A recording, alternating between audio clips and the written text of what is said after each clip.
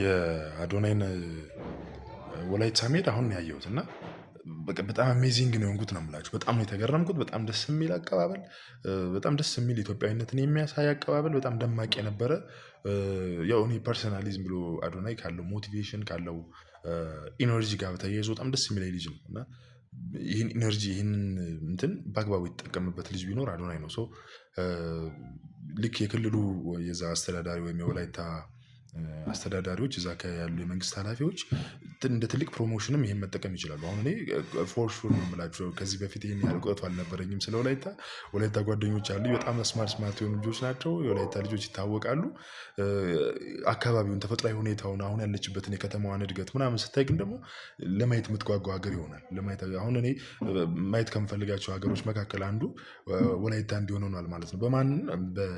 በህዝቡ ባለው አዶናይ ባለው አቀባበል፣ አዶናይ ደግሞ እንዲታይ ባደረገበት ሁኔታ ማለት ነው። ቪውን አይታችሁ ሰላ ሲቀርጽበት የነበረው አንግል፣ ህዝቡ ለሱ የነበረው አቀባበል፣ ፕሮሞት ሲያደርግበት የነበረው አንግል ሰው እንደ ቱሪዝምም ተጠቅሞበታል የክልሉ አስተዳደር ማለት ነው። እዛ የነበረ አመራር፣ እዛ ያለ የመንግስት ኃላፊ አዜ ቱሪዝም ተጠቅሞበታል ማለት ነው። ስለዚህ ይሄ ነገር መበረታታት አለበት። የመሬን ነው የምላችሁ።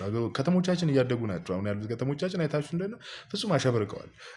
ግራውንድ ላይ ያለው ነገር ደስ የሚል ነው። መሬት ላይ ያለው ነገር በየትኛውም ቦታ ስትሄዱ የምታዩት ነገር ይህን ነገር ግን እዛ ላለ ማህበረሰብ ብቻ ሆኖ መቅረት የለበትም። ሌላው የኢትዮጵያ ማህበረሰብ፣ ሌላው የዓለም ማህበረሰብ ማየት አለበት ይህንን አዶናይ አሁን አድርጓል። አዶናይ የምሬን ነው የምልህ የወላይታ ህዝብ ይወዳል፣ እኛም እንወዳለን። በእርግጥ ግን የወላይታ ህዝብ ደግሞ ይወዳል። አንተም ታሪካቸውን የወላይታን ህዝብ ማንነት በትንሹም ቢሆን ለማሳየት የሞከርከው የወላይታ ህዝብ ታሪክ በጣም ብዙ ስለሆነ ይህን ያህል በትንሽ ቪዲዮ እና በትንሽ ሹት የሚወሰድ አይደለም። ግን አንተ አትሊስት እንዲታይ ያረክበት መንገድ በጣም ደስ የሚል ነው።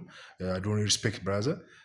በዚሁ ኢነርጂሽ ደግሞ ሌላ ቦታዎችን ብታሳየን እና ሀገራችን እንድናቅ ብታደርገን ደስ ይለናል የሚል